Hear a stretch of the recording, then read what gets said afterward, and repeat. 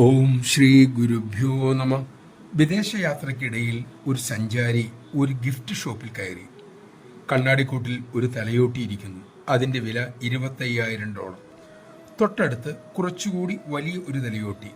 അതിൻ്റെ വില $50,000. കൗതുകത്തോടെ സഞ്ചാരി തലയോട്ടിയുടെ വലിയ വിലയെക്കുറിച്ചും വില വ്യത്യാസത്തെക്കുറിച്ചും തിരക്കി. വിൽപ്പനക്കാരൻ പറഞ്ഞു, സർ, ആ വലിയ തലയോട്ടി ഈ രാജ്യത്തിലെ ആദ്യ ചക്രവർത്തിയുടേതാണ്. സ്വാഭാവികമായിട്ടും വില വരില്ലേ? സഞ്ചാരി ചോദിച്ചു. അപ്പോൾ ചെറിയ തലയോട്ടിയുടെ കാര്യമോ? അത് ആ ചക്രവർത്തിയുടെ തന്നെ യൗവനകാലത്തെ തലയോട്ടിയാണ്. അതാണ് അതിനെത്ര വില. സഞ്ചാരി ഉടൻ തന്നെ പറഞ്ഞു, ഓ, അങ്ങനെയാണെങ്കിൽ എനിക്ക് ആ തലയോട്ടി മതി. നമഃശിവായ.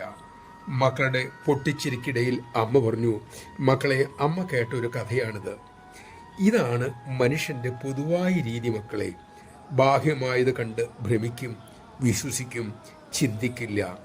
പാതി ഉറക്കത്തിൽ അമർന്നതാണ് ഇന്നത്തെ നമ്മുടെ സമൂഹം. നമഃശിവായ. കാഴ്ചയുടെ പൊരുൾ തിരിച്ചറിയാൻ അമ്മ നമ്മിൽ കൃപ ചൊരിയട്ടെ.